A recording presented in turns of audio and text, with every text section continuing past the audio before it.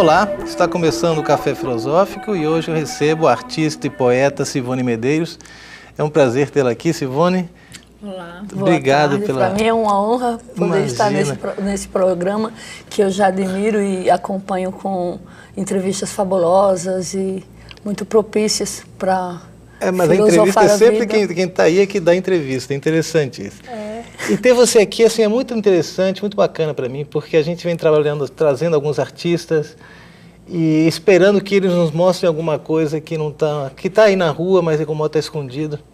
Eu queria começar um pouco que você falasse da tua formação.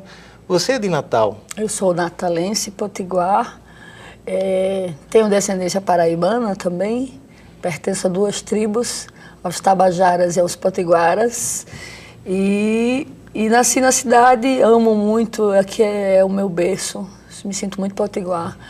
Eu sempre estudei em escola pública, escolas multidisciplinares, inclusive, e aprendi muitos ofícios nessas escolas. Sou filha de uma professora pública e de um mecânico. Então, a minha infância era entre livros e um amontoado de ferramentas que hoje eu consideraria um ateliê, se meu pai fosse vivo. Uma oficina. E então tudo isso me encanta. De algum modo, tudo isso também me levou para a arte. A minha mãe, para complementar a renda, que é uma realidade brasileira, ela pintava, bordava, crochetava e do mesmo modo o nosso lar era repleto de cores, texturas e tudo isso me encantava, me atravessava a vida. E quando que, assim, existencialmente, a poesia ou a arte de algum modo chegou até você e você pensou, eu gosto disso e é por aí que eu vou? Olha, eu fui alfabetizada aos 6 anos. A primeira vez que eu comecei a construir frases sozinha foi aos 6 anos, antes do no pré, né, antes da primeira série. E foi um poema que eu dediquei à minha mãe, e ela e a minha professora também ficou muito encantada. Minha turma não tinha ainda essa autonomia da escrita e da leitura. E desde ali, quando eles eram, a admiração delas me deu um impulso, né? E olha, uma criança, é isso, é poesia? Eu lembro que eu fiquei encantada. Porque a mãe é professora, né? E a família sempre ficava repetindo isso. Essa menina escreve desde os 6 anos de idade. Então isso me trouxe Você sabe que criança tem esse encantamento de agradar os adultos, que ela tem afeto, né? E desde aí eu não parei mais de escrever. Eu escrevia pelas paredes, escrevia nos papéis que sobravam, nos cadernos da escola. O meu primeiro chamamento para a arte foi a partir daí. E aos 9 anos tinha uns grupos de dança e de música que giravam pelo Brasil e me encantava muito. E eu dizia, quando eu crescer eu quero dançar, cantar, pintar e fazer poesia. Sempre repeti isso muito para minha mãe. E daí a minha primeira oportunidade mesmo para entrar no meio da arte foi através do balé. Foi um projeto social, onde foi o primeiro momento em que o balé foi propiciado para as escolas públicas no Rio Grande do Norte, através da Editam, que é a escola do Teatro Alberto Maranhão. E logo assim, em um semestre, a gente já montou um espetáculo, eu já estava no Alberto Maranhão. Isso com quanto tempo? Em 86, faz muito tempo. Não, mas agora você não pode falar a idade. Você já tinha quantos anos aí? Eu já tinha 11 anos. Ah, tá. Então, dos 6, aí aos 9 eu comecei a querer, ficava repetindo muito isso e ajudava a minha mãe nas artesanias dela. E aos 11 anos eu já comecei a fazer balé. E já me apresentando no Alberto Maranhão, então totalmente infectada, contagiada por essa vida com holofote, com palco, com cores, com a roupa, com pensar toda a produção, porque uma das coisas maravilhosas dos espetáculos grandes assim é que faz com que você entenda a maquinaria daquele projeto ou daquele programa lindo, bonito que você vê na TV, e dentro de uma montagem de um espetáculo você entende do palco, né? Você entende todos os trâmites, né? Então mais firmemente eu decidi, é isso que eu quero fazer. E aí você me contou que você depois disso, suponho, você passa uma temporada na Europa. Até chegar lá demorou um pouco, mas... Bom, imagina, de 12 para... Não, aí nesse ponto do teatro, do espetáculo de dança, eu comecei, eu ouvi uma vez, na escola que eu estudava, Instituto Padre Miguelinho, um cartaz que me encantou muito, que era: procuram-se jovens ousados para serem atores. Era um cartaz que estava distribuído em todos os lugares da cidade e só o cartaz já me despertou muito. Era o Grupo Teatro Mágico para Loucos, do Vécio Lisboa, Subagro. E eu disse: eu quero jovens ousados, e eu não era ousada. Eu tenho momentos de ousadia. Como diz a Clarice Lispector, eu sou uma tímida cheia de ousadias. E aí entrei para esse grupo de teatro e resolvi abandonar a dança. Mas foi para mim, até hoje, na idade que eu tenho, quase meio século, assim, uma das coisas que mais me fundamentam como um ser físico, o meu corpo, é esses 4, 5 anos que eu passei, quase 5 anos, fazendo dança. Então, para mim, isso é o meu preparo físico. E desse passo para o teatro, do teatro, que era muito performático, o grupo de teatro do Vécio Lisboa, para o que eu faço hoje, que é poetizando e performatizando a minha poesia, tudo isso eu sinto que a base foi a dança clássica. É um preparo muito bom para qualquer jovem, e eu recomendo mesmo para homens e mulheres de todas as idades, porque é um preparo de autoconhecimento do seu ser, da potência do teu corpo, de como você falar com o próprio corpo. É quase como uma escrita bailarina, né? E por isso que a coreografia, né? A grafia do corpo, a grafia do corpo em cena. E nesse período eu já era pré-adolescente e conheci o Grupo Oxente. Quando eu entrei no Teatro Mágico para Loucos, eu conheci o Grupo Oxente, fazendo intervenções no centro da cidade, sempre com reuso de materiais, e isso tudo me encantava mais ainda. E a forma do grupo do Vécio Lisboa era muito interessante, porque tinha essa coisa muito tocada na vida, não era uma fábula, não era uma fantasia rebuscada, era o cru, né, o true. E a gente chama, eu faço amizade com o Guaraci, com a Sayonara, com o Cícero Cunha e outros artistas que orbitavam em volta do Oxente, e eu me encanto, fico de quase uma group deles, né, porque eu era muito criança, muito jovem, já tinha 16 anos aí. E aí, com o tempo, eu sou adotada por eles, né? E eu faço parte do Oxente. Agora a gente está comemorando um pouco mais de 30 anos. Deve rolar, em breve, uma publicação, uma exposição coletiva que conte essa nossa trajetória. Cada um hoje trilha caminhos solos, mas a gente é muito contagiado pelo trabalho do outro e inspirado também. E aí, desse tempo, participando do Oxente, do Teatro Mágico, a escrita estava o tempo inteiro me acompanhando, né? Viajamos pelo Brasil com esse trabalho, fomos para a UNB, num festival de arte latino-americana, depois fomos para a Bienal de São Paulo, que o Guaraci esteve aqui no programa e contou a saga, né? Que foi uma verdadeira saga. E imagina, eu para ir tive que ter autorização dos meus pais, eu tinha 17 anos, e a gente passou 6 meses em São Paulo fazendo arte, aprontando, foi uma grande faculdade. Inclusive ficamos na casa da universitária da USP, na aclimação. Foi um período muito rico, que até hoje é muito vivo na minha memória, todas as vivências. E quando volto para Natal, eu me envolvo com outras coisas e rumo para a Áustria, né? Tenho um namorado e eu comecei a visitar a Áustria, fui umas 3 vezes para lá, e sempre que eu ia me envolvia muito com agendas culturais e centros culturais, também por outros países em volta ali da Áustria, como a Itália, a Suíça, a Alemanha, a França, e sempre eu indo por esses caminhos, porque para mim também é estudar, né? Vivenciar as artes que a gente estuda nos livros e ouve falar dos clássicos, até os mais contemporâneos que só chegam em informação muito tempo depois. Isso já estava beirando os anos 2000 e não éramos tão midiáticos, né? Não tínhamos a internet para acessibilizar as informações desse modo. Mas aí eu fico contagiada por isso e frequento um centro cultural em Viena, em 98, que eu poderia expor lá. Um centro alternativo gigantesco, 12 mil metros quadrados de espaço cultural, multifuncional, fantástico, chama VUC, Werkstatt und Kulturhaus, oficinas e casa de cultura. E essa galeria estava disponível para artistas latino-americanos, nesse ano especificamente, né? Eu disse, mas eu poderia expor 200 metros quadrados. Eu disse, é lindo, maravilhoso, posso fazer uma exposição solo aqui? Eu disse, mas que nada. Andorinha só não faz verão, né? Um artista só não faz uma constelação.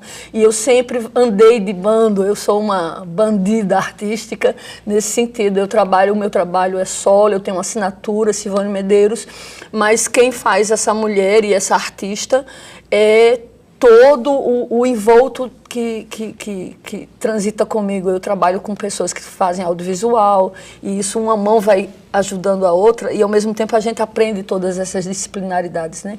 Da fotografia, eu tenho um trabalho como modelo fotográfico aqui muito forte, já realizei umas 8 exposições posando para artistas diversos da fotografia. Só para fechar a história da Áustria, na verdade, depois vocês fizeram uma coletiva, né?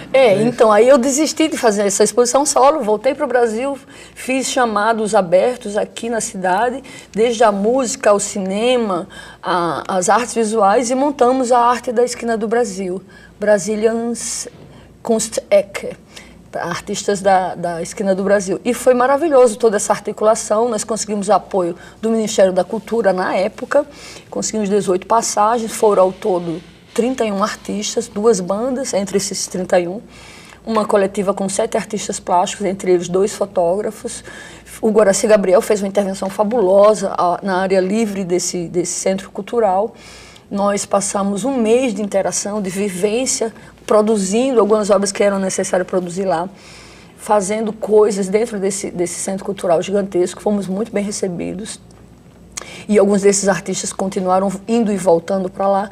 Enquanto isso, eu fiquei morando na Áustria até 2013. Isso foi no ano 2000, os 500 anos do Brasil. Dos destaques dessa exposição, na época estava o primeiro embate do movimento dos Sem Terra. E tem um amigo nosso, fotógrafo, parceiro meu irmão, Lenilton Lima, e ele levava uma exposição sobre o movimento Sem Terra aqui no Rio Grande do Norte.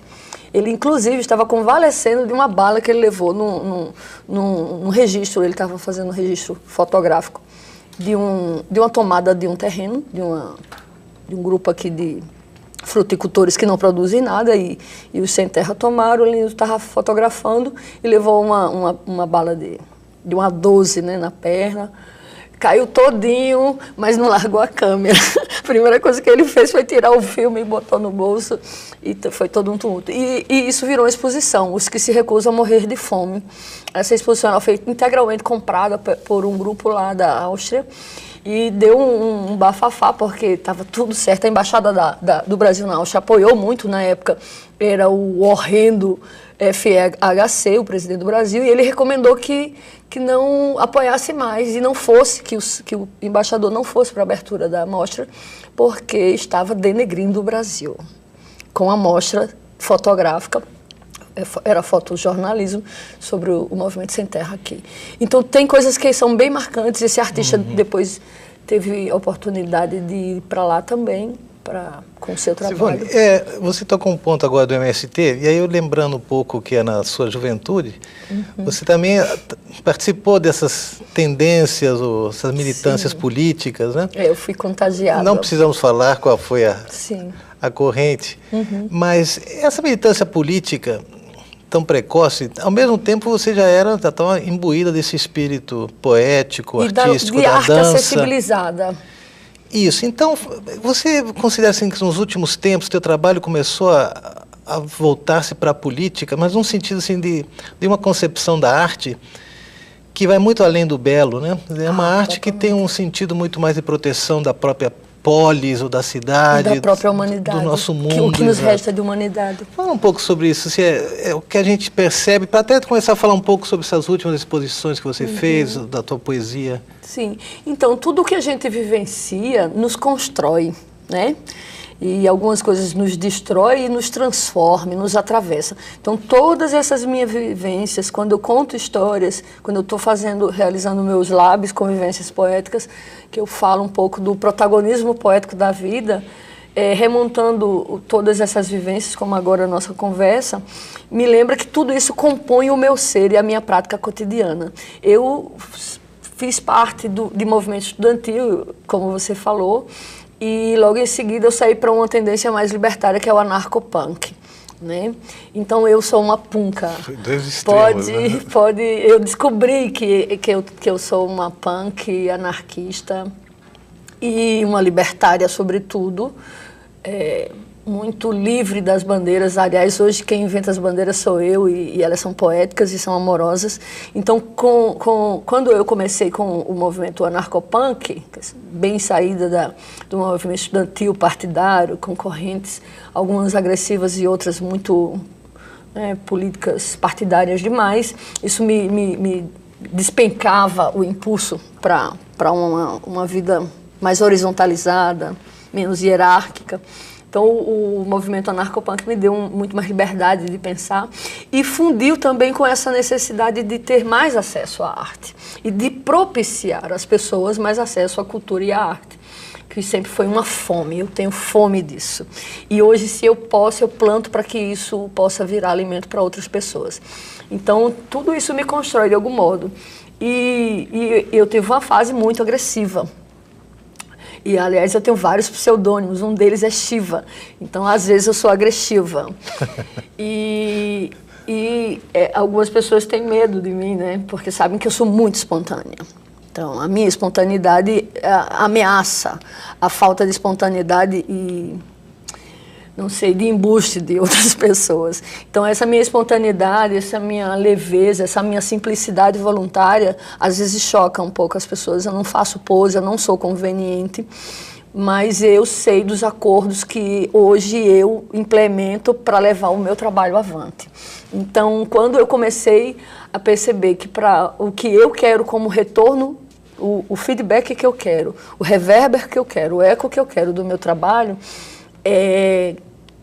sabendo o que eu quero como retorno, eu trasladei essa agressividade política, né, de depredar espaços públicos, de pichar. Eu faço isso ainda. Tinha isso? São ações, a mídia somos nós, né? Hoje em dia nós temos a internet e temos outros meios. Eu não tenho nenhuma vergonha, nenhum medo, já fui perseguida por inúmeras circunstâncias, mas eu não escondo a minha cara e não nego as minhas ações e atitudes políticas, sociais. Hoje eu trabalho muito mais, quando eu apoio movimentos sociais, eu trabalho muito mais como mídia ninja e uma cyber hacker, lover, né? Ajuda a difundir as informações, catar informações e escancarar esses podres que a gente vive socialmente e politicamente. E isso tudo com arte, para mim, tudo isso. Então, esse que é o ponto, porque a gente percebe... E hoje é mais amorosidade. Eu digo, eu já fui romântica, hoje eu sou amorosa. Certo. Tá, mas primeiro, de entender que a arte, além de qualquer concepção estética que ela possa ter, que já é um pouco caduca, um pouco datada isso, mas ela tem essa presença de força no sentido que ela faz política. A gente pode esperar que a arte seja também política nesse sentido de preservar ou de... Tudo isso que você estava dizendo agora, essa preocupação com que outros tenham também acesso a isso. E hoje isso é complicado porque todo o mecanismo que gira em torno da arte faz dela uma mercadoria. Isso. Existe, falamos sem problema sobre o mercado da arte. Porque uma coisa é arte e outra coisa é o mercado da arte. Sim, e além disso, para um jovem artista, algo que você também se enfrentou no passado, ele precisa encontrar um galerista, precisa entrar nesse mecanismo, saber lidar com o mercado, com certos compromissos, como você disse. Isso. Onde a agressividade aí, eu acho que ela está muito mitigada, né? Assim, isso que é o mais autêntico no artista, parece que é domado e a coisa é fazer a coisa fácil. Para ser conveniente, né?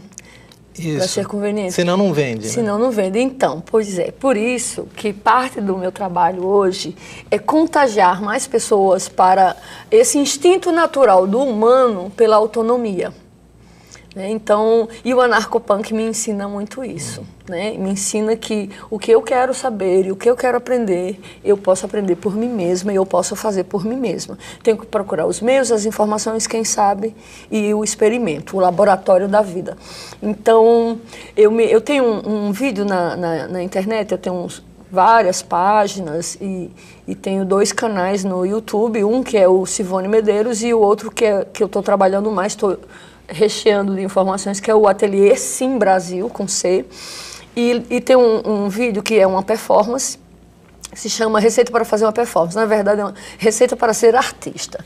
E é um trabalho que eu sempre que tenho oportunidade, eu faço, apresento ao público, que é um vídeo, que tem todas essas receitas, e é de uma forma bem irônica, como você viver nesse mercado, né? Vá para o Google. O viver da arte, né? É, o viver da arte. E esse vídeo, ele é, hoje em dia, eu sei de várias pessoas que aplicam eles em aulas, sabe?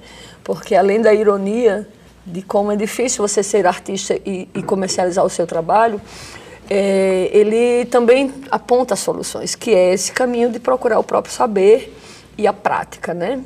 E aí o meu Lab Convivências é muito disso, assim, eu quero aprender a fazer e quero compartilhar esse saber com outras pessoas para torná-las autônomas. É isso. Tá. Eu perdi o gancho. Não, mas ele estava falando exatamente o que você entende por arte, o que é isso tão existencial. E como ensinar que outras pessoas vendo. Aí, esse foi também o rumo que me impulsionou para o abismo de me autorrepresentar como artista. Eu sempre fui independente e já apareceu oportunidades de eu me enquadrar em sistemas políticos e instituições culturais, formais, que iriam me aprisionar na minha fala, no meu comportamento, na minha grita. E aí eu pensei, não, esse dinheiro não vale, eu não quero entrar no mercado desse modo, né? E comecei a fazer o meu trabalho, a parte mercantil do meu trabalho, com uma consciência bem direta de que quem produz sou eu, quem propaga sou eu e quem comercializa sou eu. E eu ensino isso para outros grupos artísticos. Então, só mais uma coisa. Eu estou vendo teu bottom e eu tenho uma serigrafia em casa, que é exatamente essa, né? É um poema. E que é um poema, então eu queria que você falasse um pouquinho desse amo como quem não teme.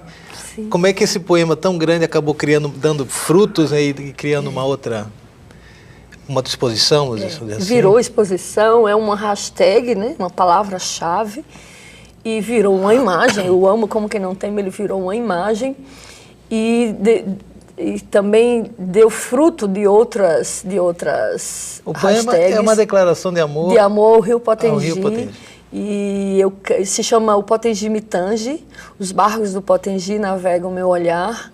Quando embarcam, embarco com eles. Quando tu embarcas, meus olhos marulham, me embaçam e enchem de água desse rio que amo e prezo.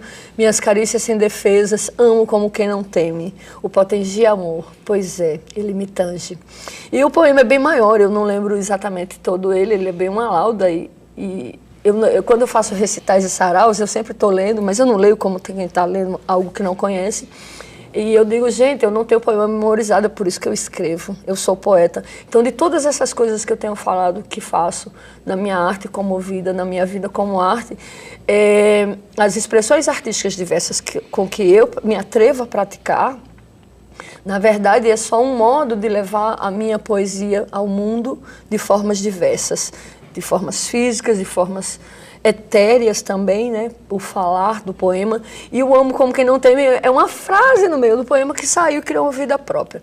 E aí, em 2013, eu realizei uma exposição bem grande lá no Museu de Cultura Popular, onde é o pátio da antiga rodoviária. É uma galeria fabulosa que é mais um equipamento obsoleto da cidade, mais um desserviço social, político-social da Fundação Capitania das Artes. O Museu de Cultura Popular é um espaço que tem toda uma estrutura e para conforto dos gestores que não se atrevem a resolver e gerir a cultura da cidade, eles preferem tornar precário e fechado. Assim, do mesmo modo como alguns equipamentos geridos pela Fundação José Augusto, que estão fechados para o artista. Nós não temos uma galeria pública de arte da Fundação de Cultura que tenha uma estrutura favorável ao artista. Eles abrem as portas, você chega lá, você não tem segurança, você não tem guarda de nada, e quer dizer, é um desserviço à cultura. Sim. Embora a gente tenha a pinacoteca, mas tem todo um protocolo para expor ali. É que nosso tempo está acabando, eu não queria deixar aqui de fazer você falar um pouquinho sobre essa produção que recupera um pouco esse espírito de oficina, de artesão. E do amor, que está junto. Que é o amor que também está envolvido nisso, né? Quer dizer, O que você entende aí? Porque amor é um conceito muito cristão, muitas vezes, é uma religião do amor, etc. Mas vamos lembrar da Hannah Arendt, né? O Por amor exemplo. mundi. O amor mundi me impulsiona muito mais, embora em profundidade, como eu sou leiga em tudo, em profundidade eu não compreendo esse amor mundi total dela. É tanto que eu li o livro já umas 2 vezes e ainda tenho que ler umas 10, para eu me aprofundar, porque o amor mundi dela é extremamente político, né? E embora o amor seja, por um lado, muito disputado pelas igrejas, é muito mais disputado pelo capitalismo, né? O amor como um móvel para vender campanhas de Dia das Mães, de Dia dos Namorados e tá. Esse amor me interessa menos, né? E também eu me lembro muito bem como na música popular brasileira, que é uma das músicas mais ricas e poéticas do mundo, eu percebo como, de algum modo, os afundamentos do patriarcado, eles fazem com que o romantismo fique impregnado dentro do feminino e torne o amor como uma dependência ou algo que pode doer. Na literatura e na música nós temos isso. E isso sempre me incomodou, porque eu sempre acreditei num amor muito mais subjetivo, muito mais verdadeiramente libertário. Eu acho que essa é uma palavra-chave, amor e liberdade.